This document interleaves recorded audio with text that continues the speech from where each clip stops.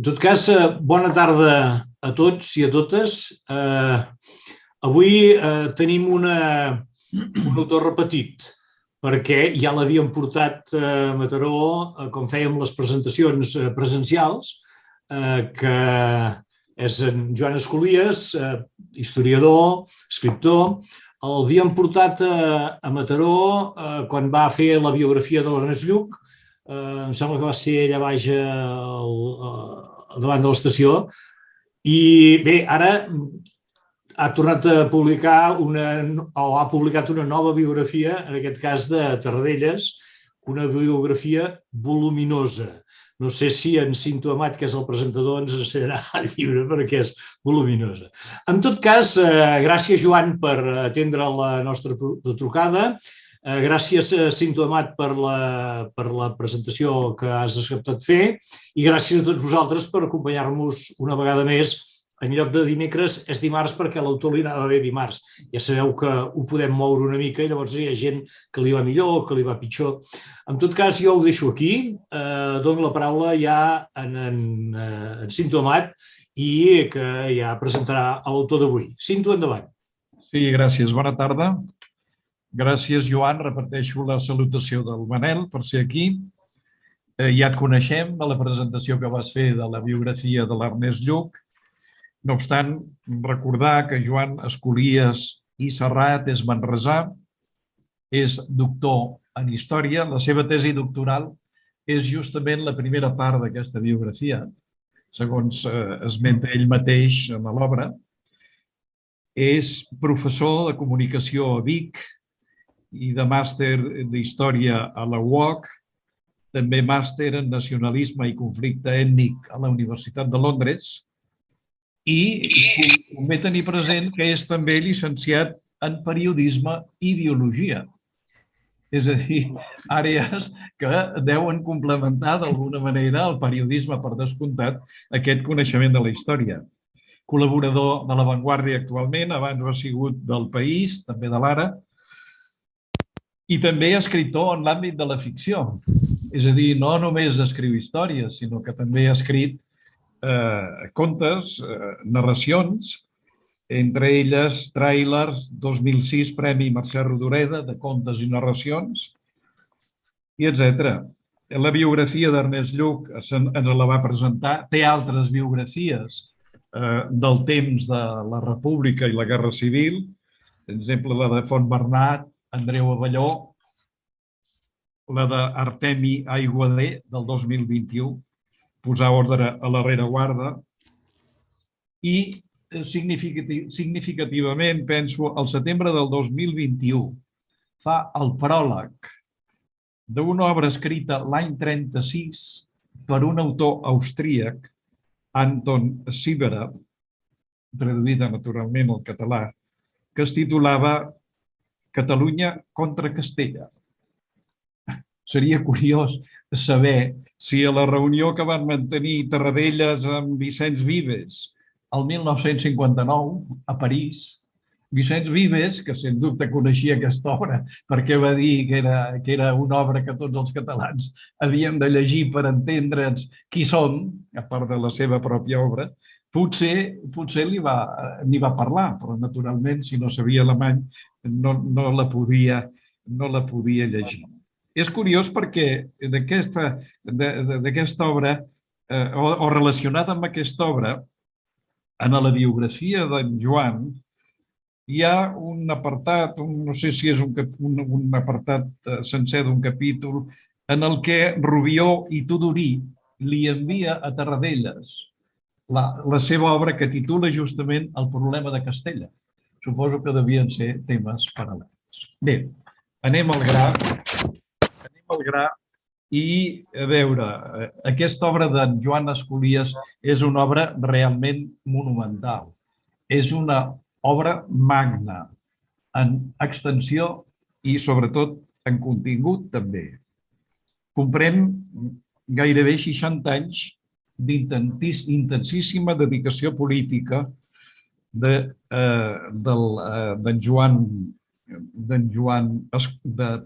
Josep Tarradellas, des de la seva adolescència i primera joventut El biògraf apareix com a protagonista en tots els escenaris, amb un protagonisme creixent, orientat, diria, per l'assumpció d'una responsabilitat que creia en ferma convicció que havia de donar sentit a la seva dedicació política, la de treballar pel bon funcionament de les institucions catalanes durant la República i la Guerra Civil i la de preservar la Generalitat representada per la seva presidència durant l'exili per tal de poder-la recuperar al final del franquisme.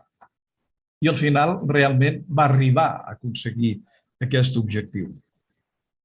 D'entre la multitud d'escenaris en què apareix el protagonista, jo n'he escollit 3, que són també com 3 eixos vertebradors sobre els quals hi hauria molt a parlar i ens hi passaríem hores, perquè una biografia de quasi bé 1.200 pàgines dona realment per poix.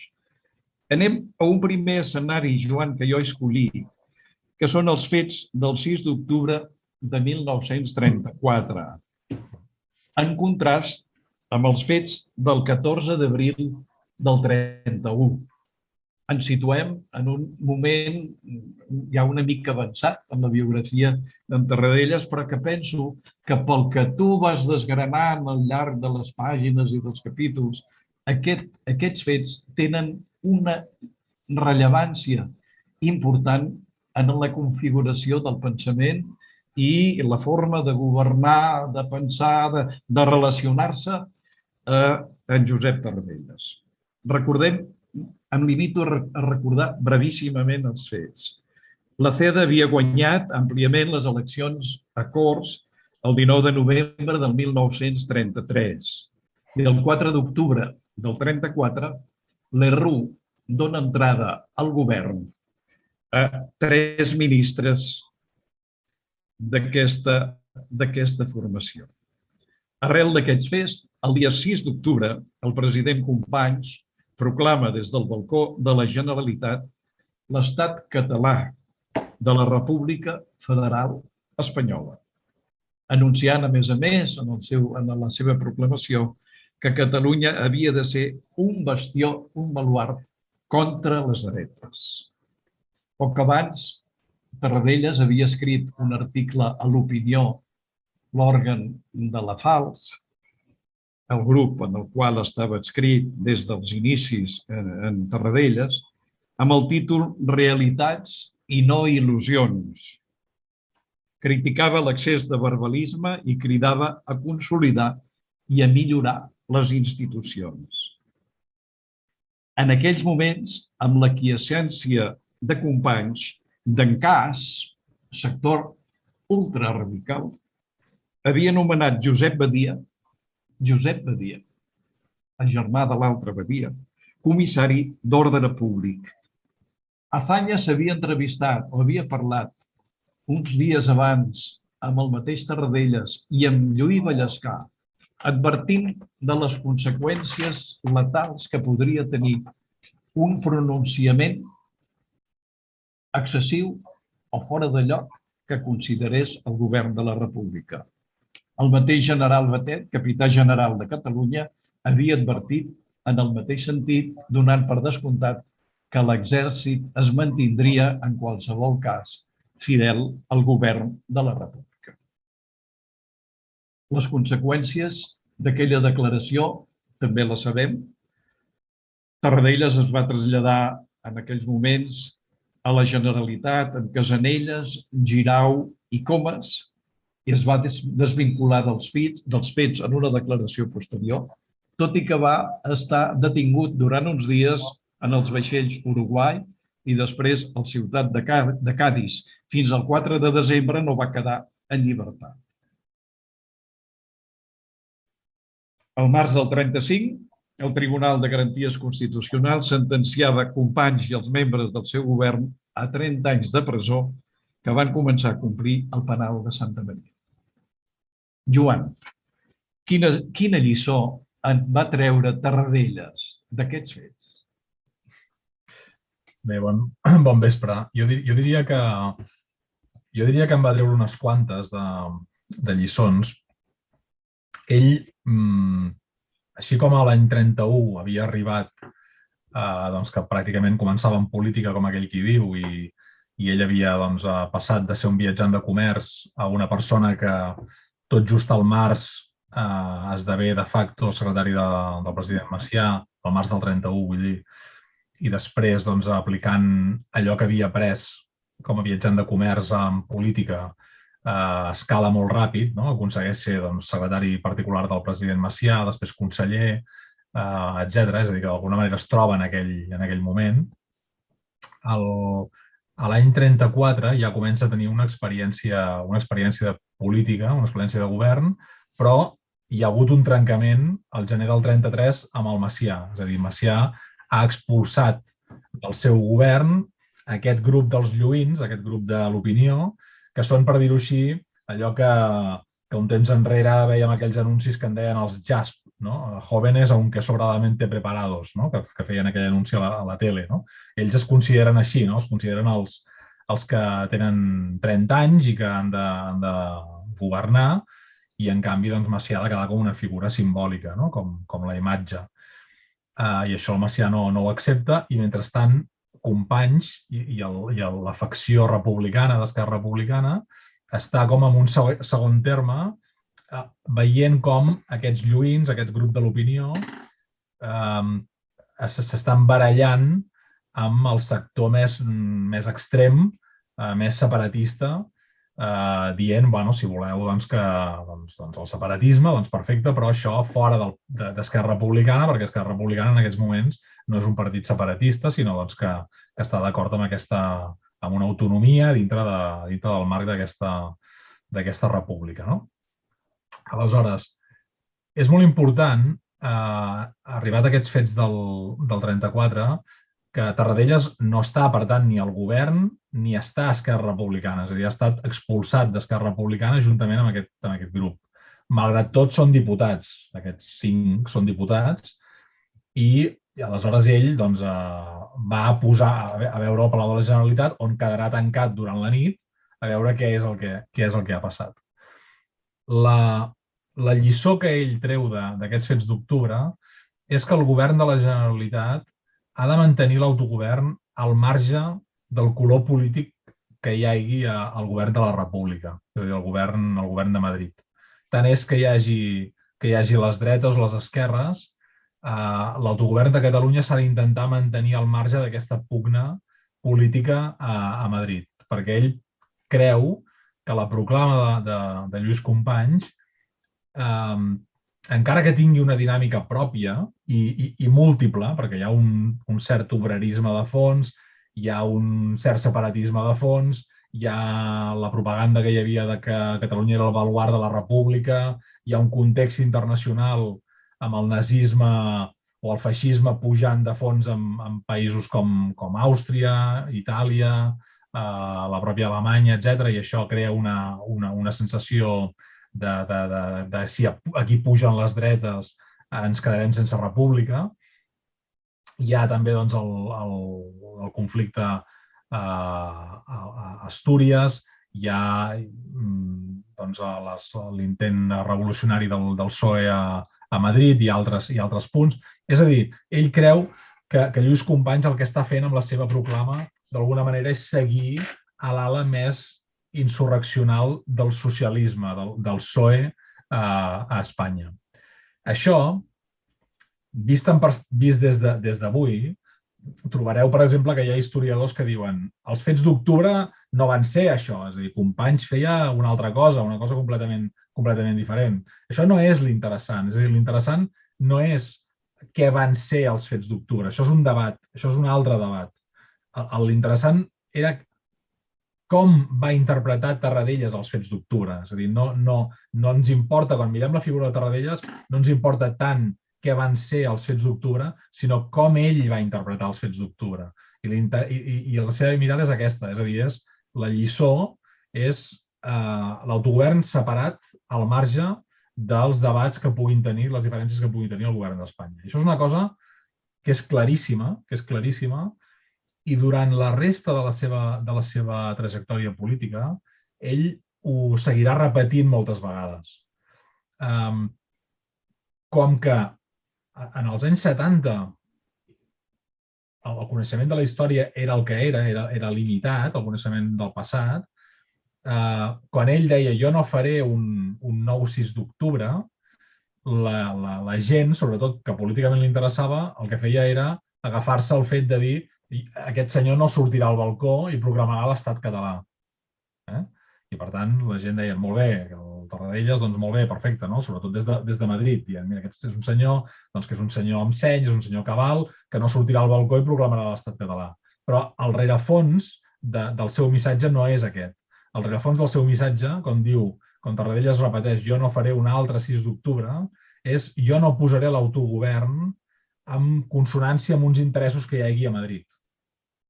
Sinó que el que procuraré per sobre de tot és que aquest autogovern segueixi una dinàmica catalana, al marge de la resta. Per tant, aquest és un dels fonaments més importants del tarradellisme, diguem, de la doctrina tarradellista. És a dir, Catalunya és una... Ell diu, no? Catalunya és una nació, té el dret a autogovernar-se, té uns drets i uns deures respecte al govern central, i el govern central a la vegada té uns drets i uns deures respecte a Catalunya. Però té la seva dinàmica pròpia. I això és una cosa que s'ha d'entendre en el marc d'aquesta configuració de la Segona República, en què només hi havia una autonomia del 31 al 36, després hi va haver la basca, però més enllà d'aquí no. I després hi ha una segona lliçó que ell treu d'aquests fets d'octubre, que són precisament el període repressiu posterior. És a dir, ell està tancat al Palau de la Generalitat. Companys diu, qui vulgui sortir, que surti per la porta de darrere del Palau. I alguns surten, però la majoria de diputats, els diputats es queden, no? I el govern es queda, i per tant tota aquesta gent en diferents fases són detinguts. També són detinguts els de l'Ajuntament de Barcelona, amb l'alcalde Carles Pissunyer, etc. I tota aquesta gent va a la presó. Però després, la repressió del govern de la República contra els catalans, els catalanistes, per dir-ho així, no se circumscriu només al partit d'Esquerra Republicana, que és el que ha proclamat l'estat català, sinó que va més enllà. És a dir, se salva l'element de la Lliga, però bona part de l'element republicà i d'esquerres també entra és reprimit, en el sentit en què, per exemple, el grup de l'Opinió li tanquen el diari, tanquen les seus d'aquests partits. La gent dirigent d'aquests partits, del Partit Nacionalista Republicà d'Esquerres, etc., van a la presó. Més o menys dies, però van a la presó. Per tant, Tarradellas es queda amb aquesta imatge i aleshores jo crec que és determinant per ell quan hi ha el sollevament rebel al juliol de l'any 36 i ell segueix sent diputat, ell té l'experiència prèvia del que ha passat en els fets d'octubre.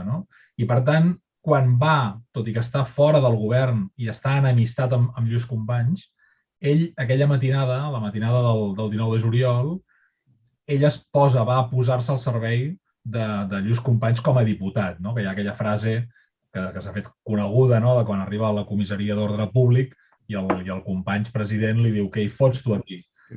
Jo soc diputat i em vinc a posar a les teves ordres. És a dir, que això ho fa perquè amb el precedent pensa, aquí la cosa no va de mitges tintes.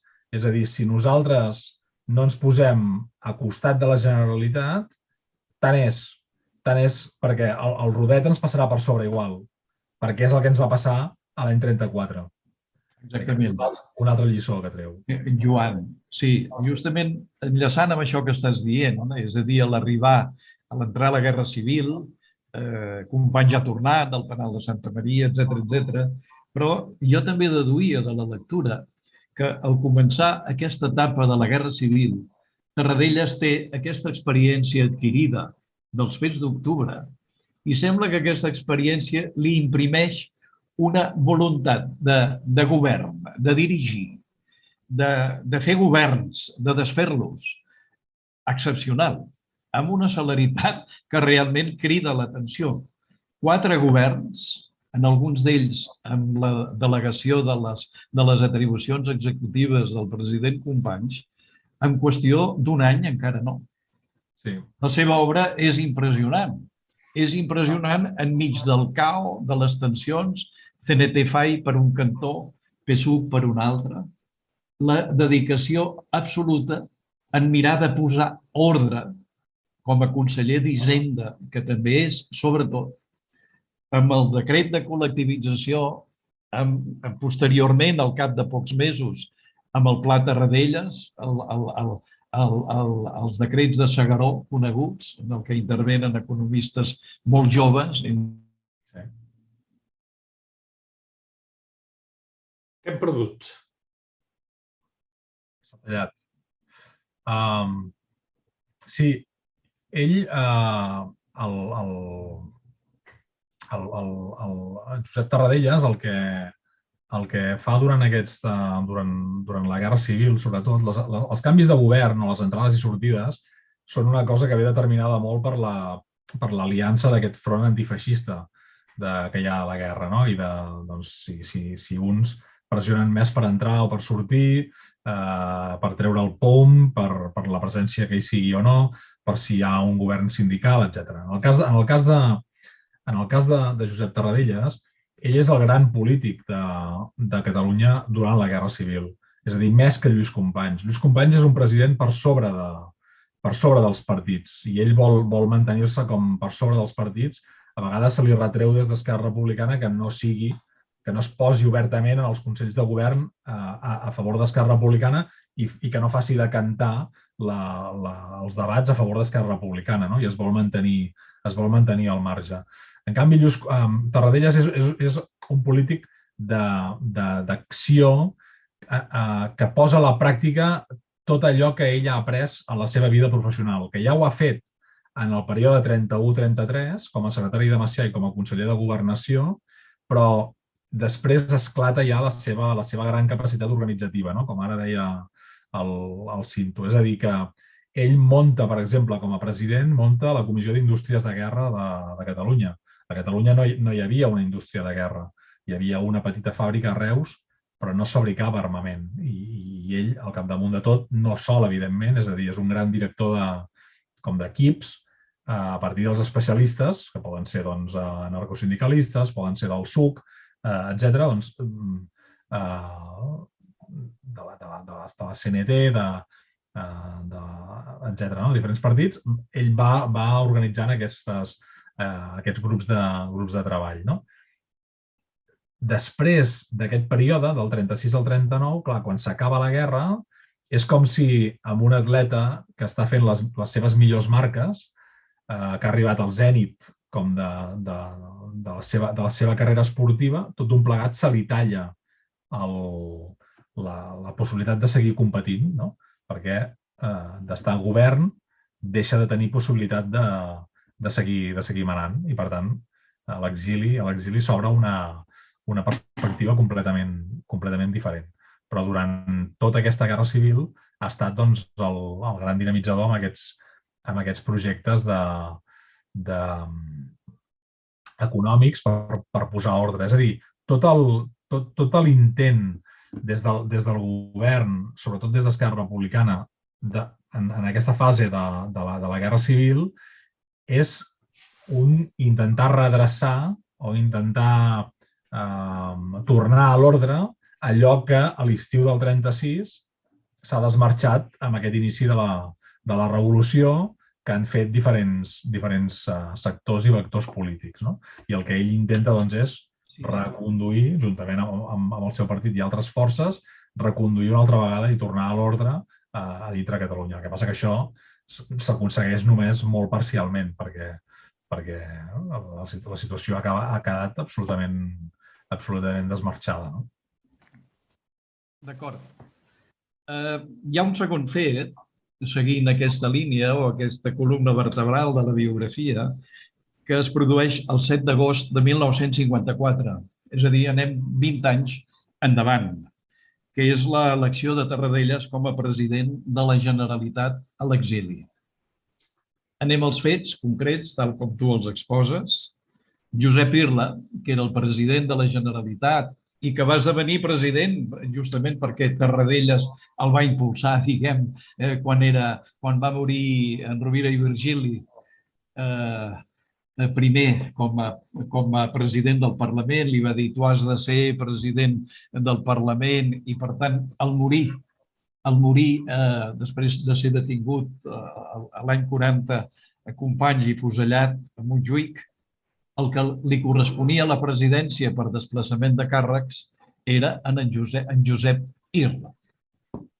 Josep Irla té una presidència, entenc, més aviat grisa, molt grisa, forma govern una vegada, però sense cap més actuació. I és gran i vol plegar. Vol deixar la presidència, no delegar atribucions executives. Tarradellas parla amb ell en aquest sentit, delega en mi la facultat executiva i endavant. Ell diu que no, ell vol plegar. A més, té problemes econòmics en una finca que té, sembla, a Sant Feliu de Guíxols. El que vol és arreglar la documentació i apartar-se. En aquest context es troben Antoni Xirau, Víctor Torres, a París i el mateix Tarradellas i preparen 2 decrets. En el primer decret es nomena conseller en cap el mateix Tarradellas amb facultat per exercir les funcions executives del president. En el segon es preveu que si es produeix la vacant per qualsevol circumstància del president, es constituirà un Consell presidit pel conseller en cap que elegirà el president en un termini de 3 mesos. Irla signa aquests decrets el 4 de maig del 54, quan produeix una mini o no sé si tan mini revolució en els sectors d'Esquerra Republicana, que el que volen és que Pau Casals sigui el candidat, en tot cas, a la presidència. I a Mèxic, els diputats a l'exili demanen que Irla retiri la renúncia. Com que no ho fan per telegrama, inclús per telegrama, i encapçalat pel mateix Josep Tarradellas, demanen a Pau Casals que accepti la candidatura a la presidència.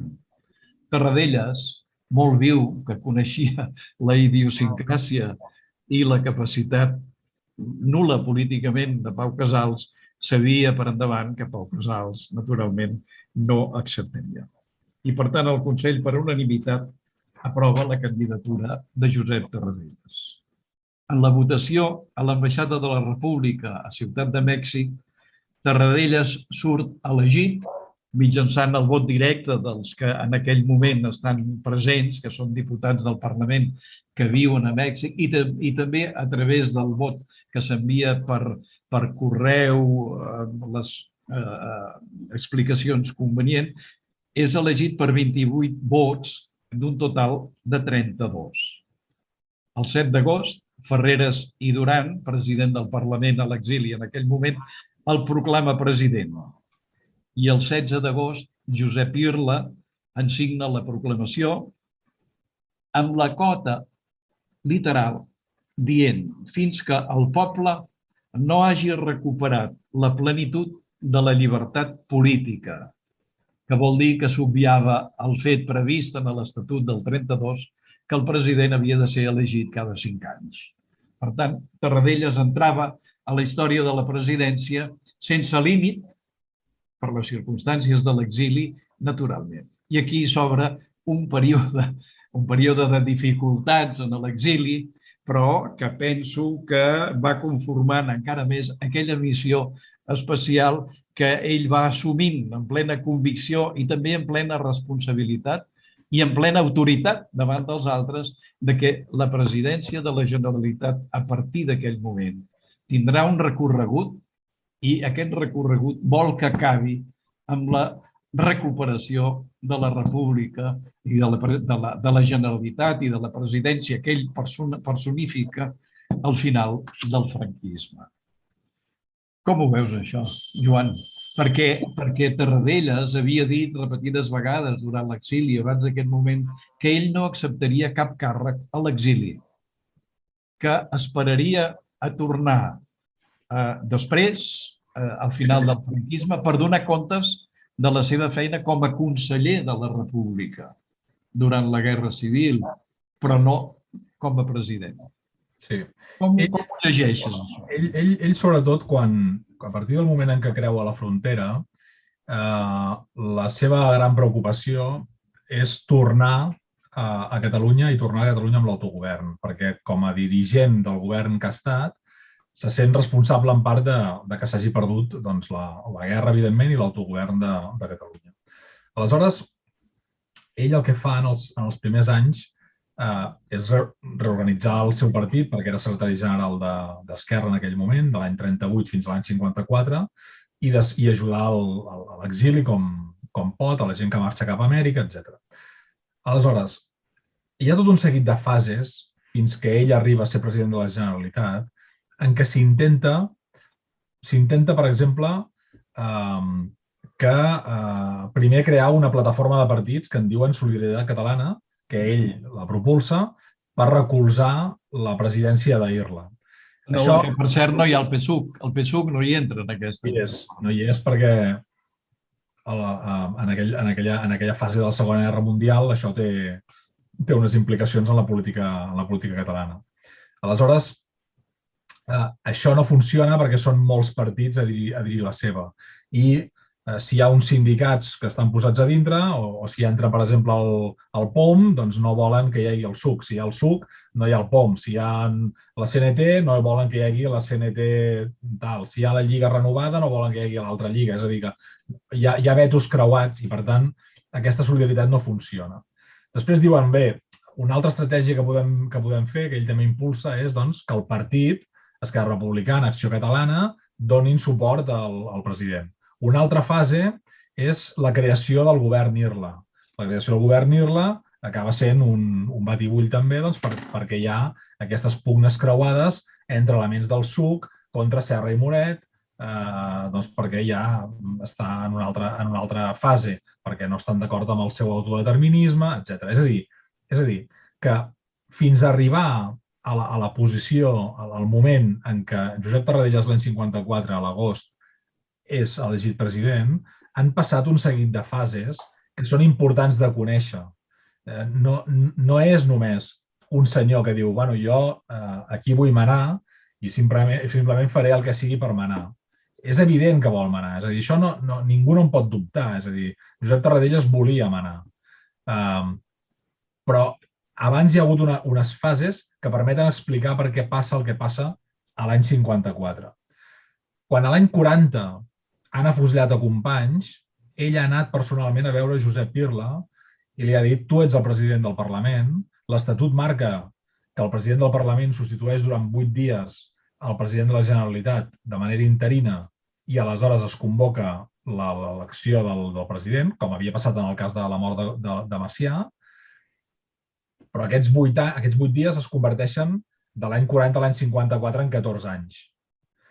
El president Irla mai és refrendat a l'exili.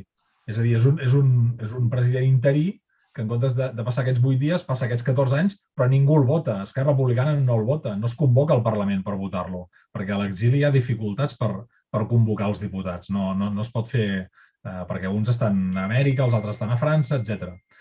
Aleshores, ells també tenen, Esquerra Republicana té el perill que el SUC, en el nom de Serra i Moret, no reclami la presidència perquè Serra i Moret és vicepresident segon del Parlament i pensa, doncs, bueno, si hi ha aquest corriment de càrrecs, és a dir, si el president del Parlament, que és el Josep Irla, ara és president de la Generalitat, el vicepresident primer del Parlament, que és el Rovira i Virgili, ara és president del Parlament, doncs jo soc de segon vicepresident, soc vicepresident primer, i quan a finals del 49 es mor el Rovira i Virgili, jo soc el president del Parlament i, per tant, doncs, el proper president, en el moment en què ho deixi l'Irla, seré jo, no? I aquí hi ha una pugna molt important a l'exili de Josep Tarradellas per intentar que això no sigui així. Legítima. Per què? Perquè l'Estatut no marcava aquest corriment de càrrecs més enllà del president del Parlament per 8 dies i perquè, de manera aclaparadora, en el Parlament català, Esquerra Republicana tenia pràcticament tots els diputats quan acaba la Guerra Civil. És a dir, la circumstància hauria fet que un partit que a Catalunya durant la Segona República, que tenia mitja dotzena de diputats, acabés tenint la presidència de la Generalitat enfront a un partit que tenia més de 30 o 40 diputats. Per això s'hi oposa, diguem. Aleshores, des de l'any 52-53, Josep Irla ja mai havia participat molt activament de l'antifranquisme a l'exili. Per què? Perquè ell és una persona més gran, és una persona nascuda el 1879, és una persona que està a la Costa Blava francesa, vivint a 1.000 quilòmetres de París, i va molt poc, i el que mou l'exili a català és Tarradellas, des de París i des de Sant Martin-le-Beau després. Tant que els bascos, el PNB, per exemple, diuen quan Tarradellas no està a París, és com si a París li faltés la Torre Eiffel. Quan li diuen, quan tu et poses malalt, l'exili no funciona perquè la gent no pren decisions. Us heu d'imaginar, en aquest sentit, una barca al mig del Mediterrani. Quan aquesta barca, quan fa vent, la barca es mou. Quan no fa vent, la barca de veles es queda absolutament parada. Tarradellas té aquesta capacitat de moure el ritme polític de l'exili. Quan a ell li interessa, aquesta barca va molt ràpida. I quan a ell no li interessa, perquè el que li convé és fer-se notar, fer notar la seva absència, o hi ha alguna cosa que no li agrada, para la barca i l'exili no es mou, l'exili català no es mou. I això la gent ho nota. Per tant, a partir de l'any 52-53, quan la dona de l'Irla es posa malalta, etc., ell ja demana activament, el president Irla demana activament ser rellevat. Per què? Era un càrrec que no volia. Quan l'any 40 Tarradellas li diu has de ser president, Irla li diu el càrrec de president de la Generalitat és un fardo, literalment. Per què? Perquè acaben de fusellar companys. És un risc. És un risc i, a més, és governar sobre no res. L'únic que té aquest afany de president de la Generalitat, de manera molt forta, és Josep Tarradellas. És la persona que s'ha mogut durant tots aquests anys per l'hexàgon francès, anant amunt i avall de França, a Tolosa, a Béziers, a Montpellier, a Perpinyà, a Llemotges, a on ha calgut per unir tots aquests grups i per parlar amb aquests grups de l'exili. Els altres no ho han fet. Els altres han criticat des dels cafès de Montpellier o cafès de Béziers o cafès de Tolosa, han dit la seva, però ningú ha gastat energies en amunt i avall com hi ha anat ell. Aquesta és la seva força. La força de Tarradellas és la força de la determinació que ell vol fer una cosa i gasta tot el temps que té a l'exili per fer aquella cosa. Exactament. Veig, Joan, en el tombant dels anys 50, coincidint ja quan Espanya està admesa de ple dret a les Nacions Unides, que Tarradellas comença a llegir la realitat de l'estat espanyol d'una manera diferent, no? És a dir, si sempre havia estat realista, a partir d'aquell moment diria que encara ho era més. I busca, el que en diríem, o tu mateix dius, busca el seu equip. Busca un equip de persones, comença a reunir-se en Pla, Manuel Ortínez, Valls i Taverner, empresariat, en part que està incrustat inclús en la governança del govern franquista en aquell moment. No, Manuel Ortínez va ser funcionari de l'Institut de la Moneda, em sembla recordar. I, per tant, ell comença a avistar que el règim franquista s'ha estabilitzat i, per tant, convé prendre certament mesures. És curiós com, a més d'aquest grup i l'entrevista que havia tingut prèviament amb en Vicenç Vives, mort prematurament, per desgràcia, perquè semblava que ell sentia una certa convergència d'idees amb en Vicenç Vives, mantenint, això sí, sempre per sobre de tot, la continuïtat de la institució de la Generalitat i la seva presidència per damunt de tot. És curiós també constatar que en aquells anys presenta, potser fruit de les reunions amb aquest equip seu, un memoràndum a l'Oficina d'Afers Exteriors americana per a Europa. I en aquest memoràndum exposa extrems que realment signifiquen una visió que comença a ser en part diferent, però que continua en la mateixa línia de dir pensem en el que està passant a Espanya i el paper que jo estic jugant i que hauré de jugar en aquest context. Diu en aquell memoràndum, per exemple, que els líders del franquisme, del postfranquisme, sortiran de l'interior, que el govern de la República ha perdut el sentit de la realitat, l'ha perdut, que la crisi econòmica portaria a un gradual canvi polític sota la tutela de l'exèrcit.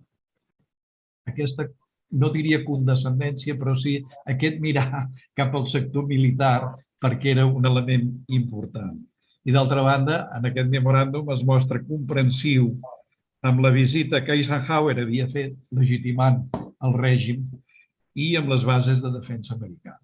No trobes que això és tot una carta de presentació de dir tindré dificultats, però això ho haig de tenir molt en compte? Clar, ell des de pràcticament el mateix moment en què surt a l'exili, a l'any 39, ell ja entén, perquè com a autodidacta ha llegit i ha vist els altres processos d'altres països històrics, ell entén que la solució, a mesura que l'exili s'allarga, la solució vindrà de l'interior. Això ell ho té claríssim des del començament, que en la mesura en què l'exili es vagi fent llarg, els que prendran el relleu en el cas que hi hagi un tomb cap a la democràcia seran els polítics que s'hagin quedat a l'interior i després les noves generacions. Per tant, l'objectiu ja des dels anys 40 de Tarradellas és tutelar l'interior. Tutelar l'interior, per no quedar al marge de l'interior, perquè l'interior no faci la seva i deixi a l'exili i a ell al marge de la política que s'ha de fer. Això és una dificultat enorme, perquè, clar, sense poder estar dins, has d'estar molt informat de qui hi ha a dins. I el problema és que a mesura que l'exili s'allarga, van sortint noves generacions absolutament desconegudes. Per tant, necessita a persones que li facin conèixer aquestes noves persones, que surtin de Catalunya per anar-lo a conèixer, perquè ell no pot entrar, i persones que s'hi comuniquin primer via carta i després en algun moment via telefònica. Aleshores, el seu pensament és, i això és una crítica moltes vegades amb la visió pujolista o amb la visió d'òmnium cultural, per exemple, ell diu, aquesta gent es pensen que tot això va de cultura, pensen que la qüestió és cultural. I la qüestió no és aquesta. La qüestió és quan el gerent de tot això, és a dir, Franco, quan el gerent no hi sigui, el que importa és què farem nosaltres, a qui posarem nosaltres, de quina manera es governarà aquest estat. Això és l'important per ell. L'important és el poder. La cultura és important però ve després. No és un tema de salvar la llengua, salvar el català. No, això és un afegit. L'important és tenir el poder. I amb el poder pots fer més coses.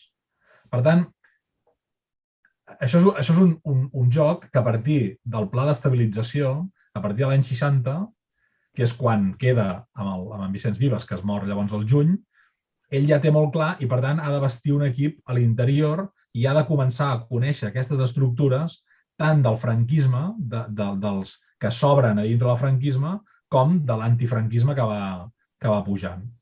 I aquest memoràndum explica en part això. És a dir, el seu plantejament és molt diferent del govern de la República, perquè els diferents càrrecs a l'exili del govern de la República, a la presidència de la República, ell diu que són una tertúlia, és a dir, que són gent que es reuneix però que no fa res, que viuen als núvols, perquè no estan connectats amb l'interior. No de la manera en què ell creu que haurien d'estar. No? En el cas de l'exèrcit, l'exèrcit és un element molt important per Tarradellas. D'una banda ho és perquè els seus dos grans referents són militars. Francesc Macià era militar i Charles de Gaulle és militar. I això ens dibuixa un tarannà de qui és aquesta figura. És a dir, d'aquest demòcrata autoritari, per dir-ho així. Un demòcrata que es vol imposar. I el dibuixa amb ell amb un perfil. Però després també, perquè com que Tarradellas analitza sempre l'actualitat política en base a la seva experiència, ell pensa que en el moment en què aquest gerent marxi o el facin fora, la transició que es doni serà equiparable a la transició que hi va haver a l'any 31 després de Primo de Rivera. I, per tant, s'haurà de parlar amb els militars, perquè els militars no donin problemes, ja n'han donat durant la Guerra Civil, moltíssims. Per tant, aquests militars hauran de quedar sotmesos a sota del poder del govern demòcrata, i això serà un punt difícil.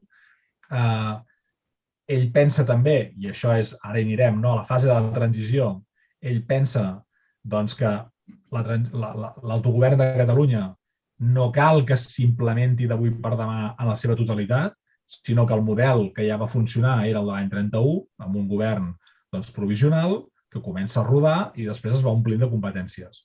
Aquest és el seu esquema. Però en Tarradellas, l'anàlisi de Tarradellas sempre l'hem de fer basat en la mirada que té ell respecte al passat. És a dir, si us hi fixeu, ell mira l'any 34 i n'extreu unes lliçons. Mira l'any 31 i en treu unes lliçons. Quan s'enfronta, per exemple, amb Montserrat, la caricatura és... s'enfrontava amb Montserrat perquè volia manar, no? I no volia que reunissin els antifranquistes a Montserrat. Sí, però hi ha un altre rerefons, i és que a Montserrat publicaven una revista que es deia Serra d'Or, que donava entrada a gent com l'Ernest Lluch i altra gent que eren socialistes o del SUC, marxistes, i que ell pensava que això podia influir l'antifranquisme. I com que ell era un anticomunista de dalt a baix, perquè havia combatut el SUC durant la Guerra Civil, a dintre del propi govern, perquè en Comorera li volia menjar l'espai i les classes a qui es dirigia, doncs per això s'enfronta amb Montserrat. Quan s'enfronta amb Òmnium Cultural, ho fa també perquè vol manar, evidentment.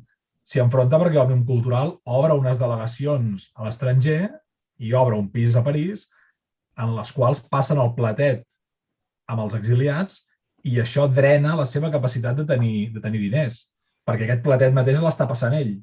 Per tant, si hi ha una altra gent que va als mateixos recursos, això per ell és una mala jugada. I diu, a més, jo, que tinc pocs diners, em trobo que els burgesos d'Òmnium Cultural, que no ho necessiten i han pogut comprar un pis a París, passen també el platet. Això és una cosa. Però per què s'enfronta amb Òmnium Cultural també? S'enfronta amb Òmnium Cultural perquè ell, en base a la seva experiència passada, pensa que la promoció del català, de la llengua, a partir d'una classe social, en aquest cas la burgesia, pot fer que s'associï català amb una classe social i que, per tant, es promogui un neolarroxisme com va passar, diguem, a començaments de segle. Al final, als anys 70, diu, bueno, això s'ha evitat. És a dir, afortunadament, la gent que ha vingut d'altres parts d'Espanya, doncs, al final, han adoptat el català com una llengua més, com la seva llengua, i això s'ha superat. No ha estat el cas, excepte en algun petit reducte, però no ha estat el cas general. Però el seu temor és que aquesta promoció que es fa des d'Òmnium Cultural no acabi afectant negativament a la cultura de la llengua catalana. Per tant, ja, com ara deies, a partir dels anys 60, ell ja té una composició de lloc i un corpus teòric molt simple, de 5 o 6 ítems, que va repetint durant tot l'exili. durant molts anys s'ha sentit a dir que el president Tarradellas anava amunt i avall com bufava el vent. Encara en l'actualitat hi ha qui diu que el president Tarradellas era un tàctic. No era un tàctic. És a dir, des de l'actualitat, jo crec, i després de la biografia, que es pot comprovar això a la biografia, defensar que Tarradellas era un tàctic només es pot fer des d'un antitarradellisme recalcitrant o des de la mala fe. És a dir, Tarradellas tenia un corpus polític molt bàsic, però el tenia. Altra cosa és que es pugui estar d'acord o no amb aquest corpus polític. Però l'antitarradellisme el que fa és negar-li aquesta capacitat. Sí, d'acord. Després farem referència, sense mala intenció, a un article acabat de publicar per J.B. Culla a l'avenç d'aquest mes, on la seva idea és exactament aquesta que exposes en crítica. És a dir, Tarradellas era només un tàctic, una persona tàctica, sense cap corpus teòric. Això és el que s'exposa en aquest article. Després, si per cas, ho podem comentar un moment. Però, realment aquesta visió existeix i existeix de part d'historiadors de renom. També. Això que explicaves ara, és dir, que pren de la seva experiència de l'any 31, l'experiència Macià. Per ell, Macià va lograr, potser ho idealitza una mica, va lograr connectar les classes treballadores amb un catalanisme transversal que corria el perill, i Òmnium, Banca, Serrador, etc., ho podia reproduir, de que la classe treballadora identifiqués el catalanisme amb la cultura burgesa, que signifiquen Òmnium, Banca Catalana i també Montserrat. D'aquí la tibantor en certs moments molt gran amb l'Abat Escarrer, inclús després de les seves declaracions a Le Monde, les seves advertències al coadjutor Brasó i després també amb el nou Abat. Té algunes expressions que recullo naturalment de la teva obra, de Tarradellas. Diu, la barreja de cultura, església i banca, amb el que representen d'interessos i pressions, amb una política contra el franquisme, resulta incomprensible. Tu ens has explicat el perquè. També deia, els dirigents d'Òmnium juguen amb totes les cartes, les del règim a Madrid, les dels catalanistes a Barcelona i les de la independència a l'estranger. Ens ho has explicat també. És a dir, hi ha en el fons d'aquest catalanisme nacional-cultural, diguem-ho així, aquesta pretensió de sedimentar una nova classe que amb certes contraprestacions de tipus cultural es podria veure perfectament satisfeta, sense anar a l'arrel de la qüestió política, que és la que persegueix Tarradellas. Passem al tercer escenari, que és perquè si no el temps se'ns menja, i ens situem ja a les portes o durant la transició, poc abans de la seva tornada a Catalunya. És després de les eleccions del 15 de juny de 1977, per cert, demà farà 45 anys. Exactament.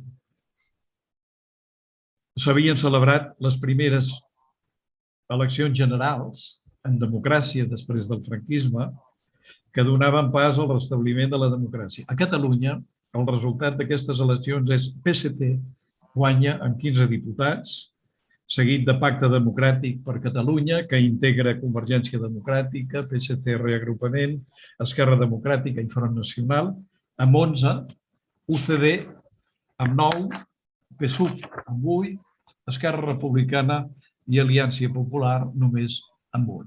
És curiós, significatiu el resultat tan pobre d'Esquerra. Després d'aquestes eleccions, i s'han interpretat de maneres molt diferents les conseqüències d'aquestes eleccions. Es produeix a Madrid, en el govern Suárez, el govern Arias ja fa temps que ha caigut, una mena de corredisses.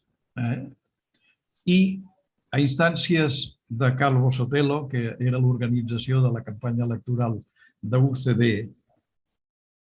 Carles Santís fa una trucada a finals de juny a Tarradellas i el convoca per anar a Madrid. Estem a finals de juny, no estem a l'octubre del 77. Estem a finals de juny del 77 per anar a Madrid a parlar amb en Suárez, a parlar amb el rei, a parlar amb qui sigui, per veure com aquella situació havia de trobar un desllorigador. Tarradellas dubta, és un sac de dubtes, però es decideix a viatjar. I sense consultar-ho gairebé amb ningú, es presenta a Madrid.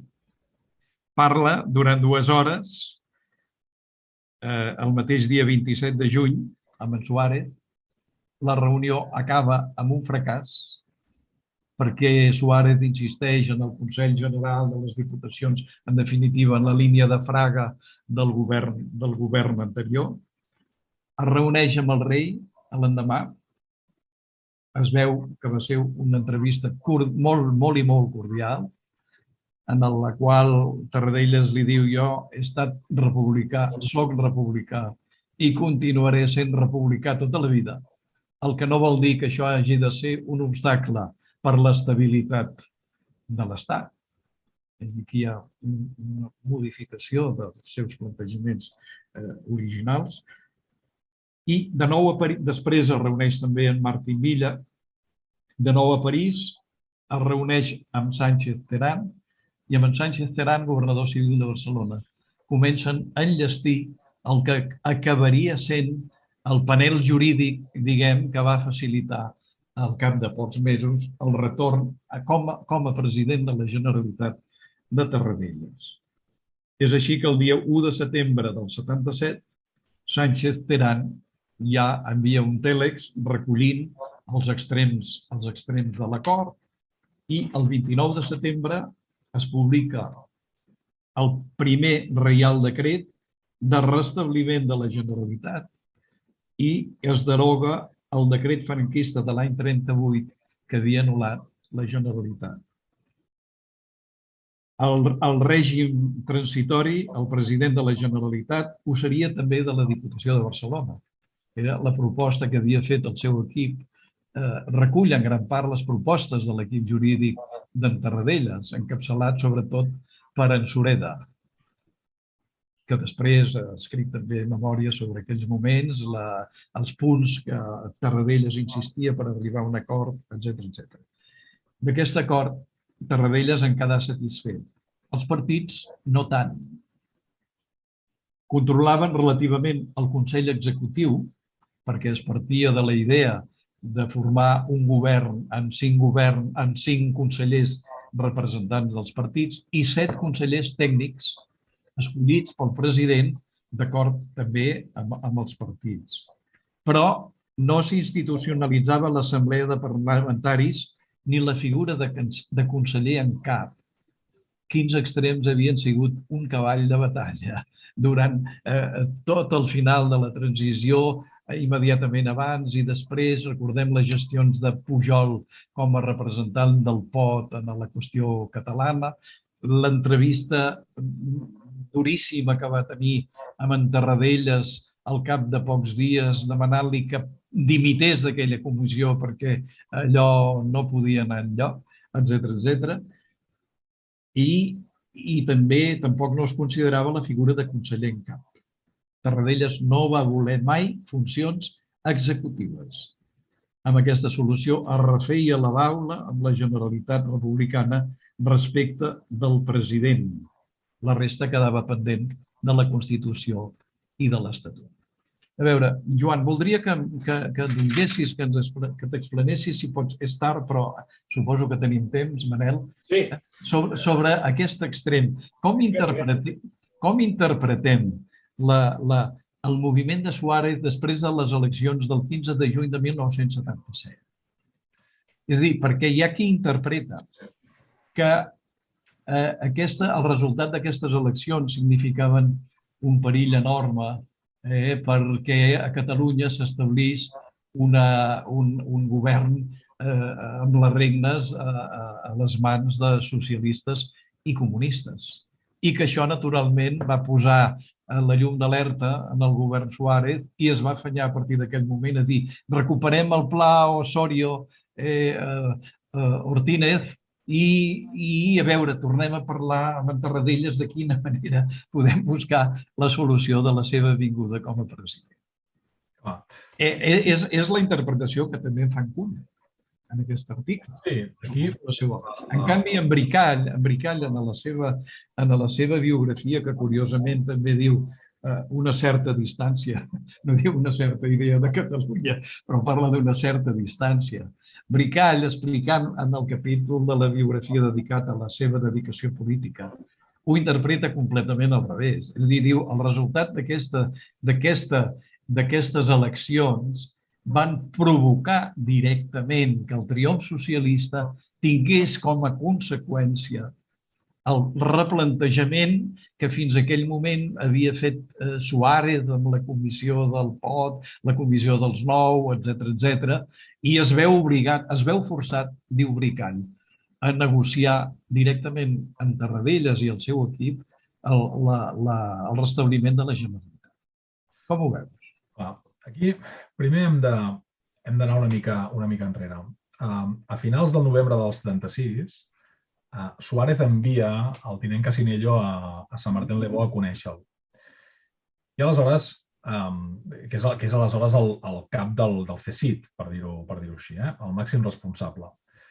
Aleshores, aquest personatge fa un informe favorable i aleshores Tarradellas surt molt satisfet, queda molt satisfet de la visita i pensa que això continuarà i que, per tant, en breu ell podrà tornar. Què passa? Això passa a finals de novembre i a començaments de desembre s'ha constituït la Comissió dels 9, en la qual Jordi Pujol és el representant de Catalunya en aquesta comissió, que és la comissió que ha de pactar més o menys les bases de com es descapdallarà tota aquesta transició política. I la llei electoral, etc. La qüestió és que Tarradellas ha insistit durant tot l'exili que l'antifranquisme català s'ha d'unir i s'ha d'unir entre ell i d'ell capitanejat, dirigit pel president de la Generalitat. I el president de la Generalitat parlant directament amb el govern d'Espanya. Una posició que, evidentment, el beneficia amb ell. Això per començar. Però és una cosa que manté durant tot l'exili.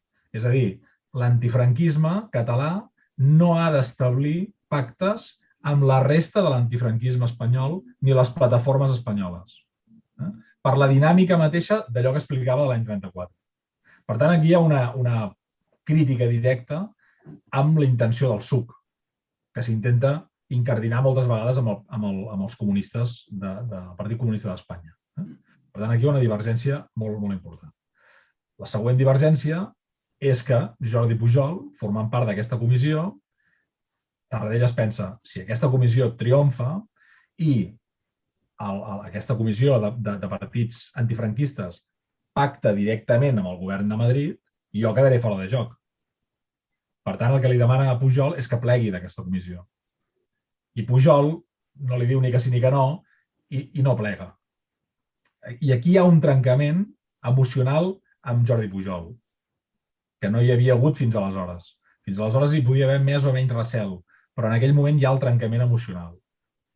Aleshores, Jordi Pujol manté bones relacions amb el govern Suárez i sobretot amb Martín Villa. Quan arriben les eleccions del juny del 77, Suárez li hauria agradat un triomf d'aquest pacte democràtic, perquè era amb qui tenia una relació més fluida. Això no és així. Per què? A més, Jordi Pujol hagués acceptat en aquell moment el Consell General de Catalunya, que era una mancomunitat. També l'havia defensat Josep Benet, que després va criticar la Generalitat per dir que era una simple mancomunitat, però ell en algun moment també la defensa. Perquè la Generalitat, per un cert entorn que venia vinculat a Unió Democràtica, era una cosa massa vinculada a la Segona República. I, per tant, a la Segona República hi ha la Guerra Civil i era un mal record. Per tant, hi havia un segment catalanista que tampoc la volia. El que passa que això amb el temps s'hi tira un vel a tot això. La gent se n'oblida. Aleshores, el triomf socialista i de les esquerres, diguem, dels comunistes, el que permeten és una primera anada a Madrid de Joan Reventós amb uns acompanyants que no tenen una bona entesa amb Suárez. La cosa va molt malament. I aleshores és quan el govern Suárez posa en marxa aquesta operació, l'operació Tarradellas, per fer venir aquell senyor que un dia va anar a conèixer Casinello a Sant Martín-le-Beau, perquè pensen que amb aquesta persona s'hi poden entendre. Aquí hi ha un altre afegit. Després de les eleccions, Tarradellas truca a Carles Sentís, a qui ja coneixia, de feia molt temps, i li diu, ara és la teva. I la història que ens han explicat i que s'ha repetit als diaris és que Carles Sentís fa gestions. No. Carles Sentís, quan el truca Tarradellas, diu, molt bé, sí, ara és la meva, però jo m'espero. Quan fa la gestió la fa perquè el govern, com has dit, Calvo Sotelo, li demana a ell que la faci. No és ell que la fa cap al govern, és el govern que li diu amb ell. Li diu, ei, tu coneixes el Tarradellas? Doncs escolta'm, a veure si podem lligar que aquesta persona vingui, que aquesta figura política vingui. Aquí la clau de tot això, al marge de les interpretacions múltiples que es puguin fer, que es poden fer totes, la clau és que el govern Suárez no va anar a buscar en cap cas a un altre polític republicà. El govern de la República, a l'exili, ningú hi va pensar. El president de la República a l'exili, ningú sabia qui era, no hi van pensar. El president, quan passa això, el govern de la República a l'exili i el president de la República a l'exili fan una nota de premsa dient que la República es dona per finiquitada. Però si és igual, ningú hi pensava. Ningú hi pensava per què? Perquè durant tot l'exili, durant bona part d'aquest exili, eren efectivament una tertúlia. És a dir, no eren un actiu que s'hagués mogut per establir vincles amb l'interior, per establir vincles amb l'exili, com havia fet el president Tarradellas. És a dir, el president Tarradellas el van a buscar perquè és una persona que durant 40 anys s'ha mogut amunt i avall. No és un senyor que el vagin a buscar en un apartament o que el vagin a buscar allà al mig de les vinyes i el treguin com el treuen un conill d'un barret i diuen, ara portarem aquest aquí. No, el van a buscar perquè és algú que s'ha esforçat per comptar d'alguna manera. Que el resultat electoral del juny del 77 el beneficia, evidentment, és evident. Si hagués guanyat Jordi Pujol, ningú hi hagués pensat. Hagués tornat simbòlicament després. Simbòlicament com va tornar l'Endacari i l'Izaola. Això és molt evident. Això crec que no està en discussió de que el van anar a buscar precisament perquè el resultat no va sortir el resultat que volien a Madrid. Però és que els partits, pràcticament cap partit, excepte Esquerra Republicana, que eren minúsculs en aquell moment i jugaven la carta de ser el partit del president, però ell no jugava la carta de ser el partit d'Esquerra Republicana, és a dir, el president d'Esquerra Republicana, i d'aquí que després no l'hagin reclamat com a seu, a part del marquesat posterior, cap dels altres partits no volien que tornés com va tornar el president Tarradellas. Ni els socialistes tampoc. No ho volien. Volia que tingués un retorn simbòlic, però no manant. Per què? Molt legítimament, perquè aquestes persones eren joves, tenien 30-40 anys i pensaven que era el seu torn, no el torn d'una persona de 70 i pico anys. I irònicament, el que passa l'any 77 és el que a Tarradellas li passa l'any 33 amb Macià. Quan ell té 30 anys, ell vol empènyer Macià cap a fora, perquè Macià aleshores té 73 anys. I diu, ara no és el torn del vell, és el torn del jove. A l'any 77 li passa el contrari. Els joves diuen, ara és el torn dels joves, no del vell. I li deien literalment, i ja ho sabeu, el viejo, el vell. Aleshores, el volen fora. Volen que torni com a president, però simbòlicament. I aquí ve tot tot l'enfrontament entre els partits de l'antifranquisme en aquell moment i Josep Tarradellas. Després aquí hi ha un altre factor, que és el que comentaves ara, que aquí hi ha una elipsi històrica important també.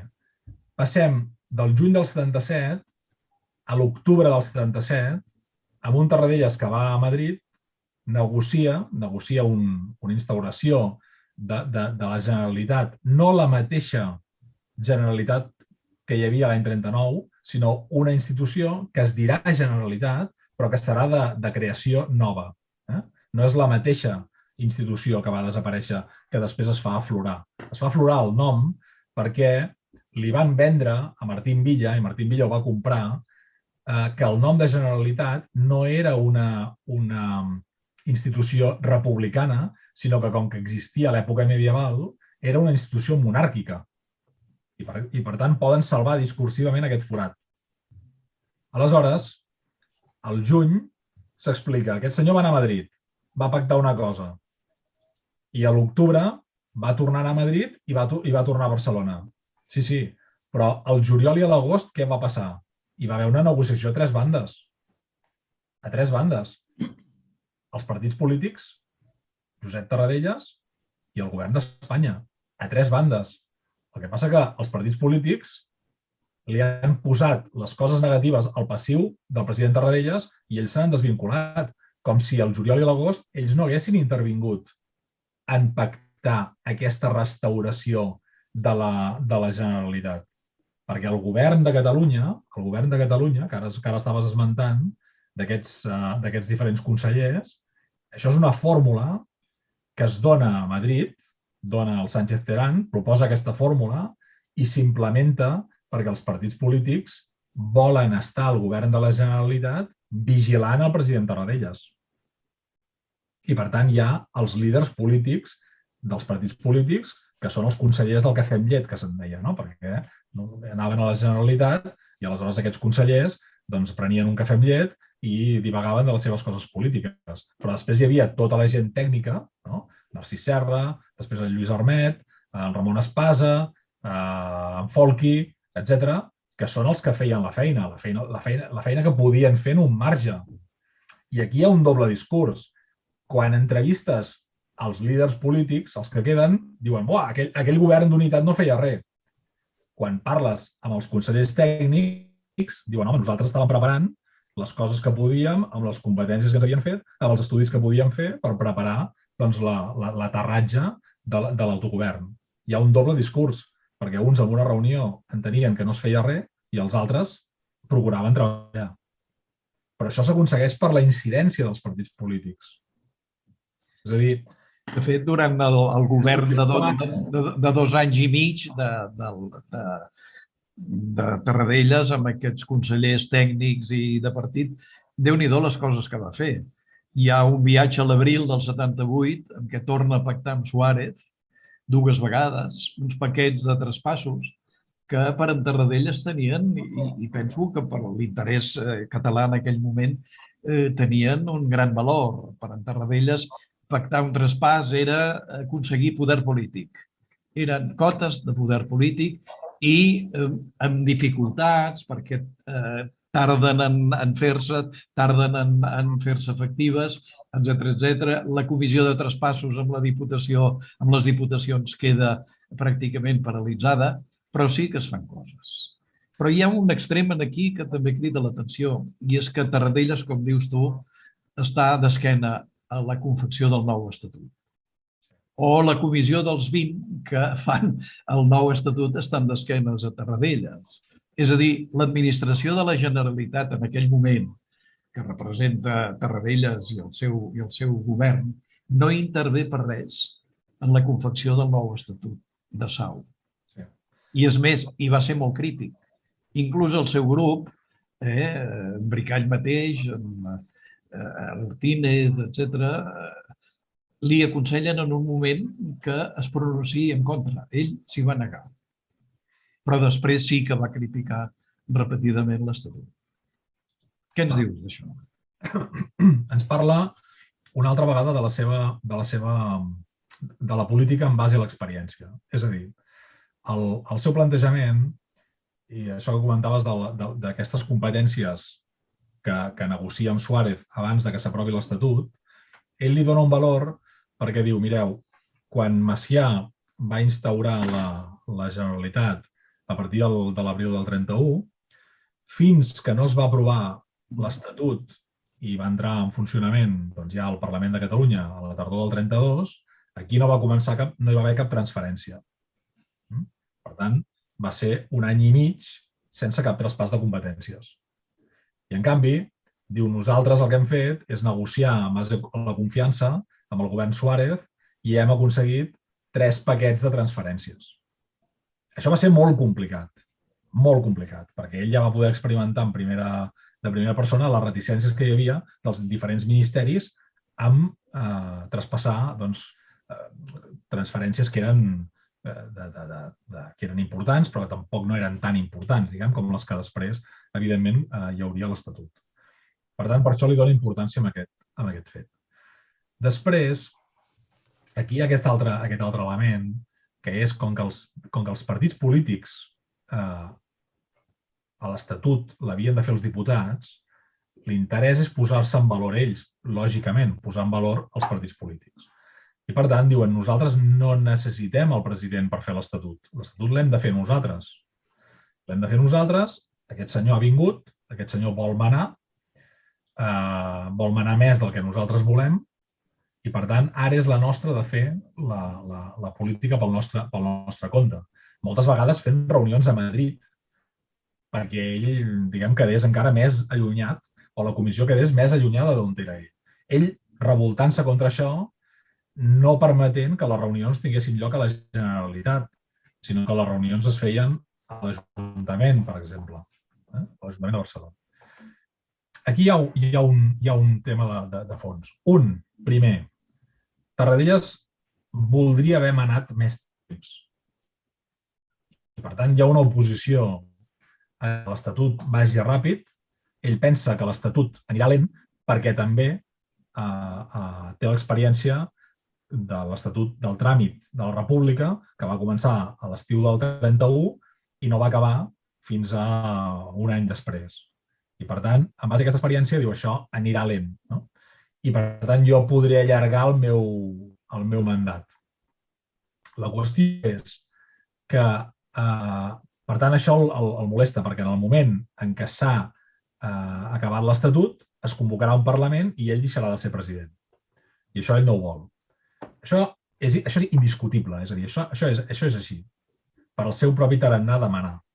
Després hi ha un altre factor, que és que ell, com que té l'experiència de l'elaboració de l'any 32, el que diu és, aquí el que cal és demanar menys competències i que les competències siguin més clares. Perquè, si no, estarem als anys següents discutint-nos amb Madrid de qui és aquesta competència. Aquest és el tema. I el tema és que els partits, en aquell moment, no el volen escoltar perquè consideren que ells han de demostrar que hi ha d'haver el màxim de competències. És a dir, que l'autogovern que han aconseguit s'ha de fornir de moltes competències. Ell, quan veu el redactat final de l'Estatut, no s'hi vol oposar per un tema de catalanisme, per no oposar-se contra un estatut, però diu, molt significativament, diu, aquest és l'Estatut que volia el govern Suárez. Per què? Perquè amb un redactat, amb moltes vegades que ell intueix que no és clar, ell ja veu que hi haurà problemes, com després hi van ser. És a dir, constantment estan els articles, les competències, estan portades al Constitucional, al conflicte de competències, etc. Això és el que ell va avançar per aquesta experiència prèvia. És a dir, que si us hi fixeu, sempre estem parlant que allò que fa, sempre ho fa a Tarradellas mirant allò que havia passat o que havia fet ell mateix o que havien fet altres en un altre moment de la seva vida. Exactament. Bé, jo ho donaria per acabat, Manel, la nostra intervenció. Si hi ha algú que vulgui aclariments o explicacions, etc. En tot cas, gràcies, Cinto, gràcies, Joan. Tots estàvem pendents, perquè la lliçó d'història que ens heu fet aquesta tarda és sensacional. En tot cas, si hi ha algú que vol intervenir, ja sap que hi ha aquella possibilitat d'aixecar la mà, però sobretot ja portem més d'1 hora i 20 minuts aquí. Clar, el tema suporta, perquè el llibre, com has dit, Cinto, al començament, té 1.200 pàgines i, per tant, és un bon llibre per passar l'estiu. En tot cas, si hi ha algú que vulgui intervenir aquí, ho deixem aquí, si us sembla. Doncs, escolteu, tenim un bon llibre per refer i repensar tot el que ha estat la nostra història més recent. No 100 anys, però del 31 són 91 anys ja. I, per tant, crec que val la pena tenir-lo present. Gràcies, Joan, per aquesta aportació que has fet, que em sembla cabdal. Gràcies, Cinto, per el treball que has fet de vestir 3 o 4 elements, 3 o 4 moments que valen la pena destacar de tot això. I gràcies a tots vosaltres per...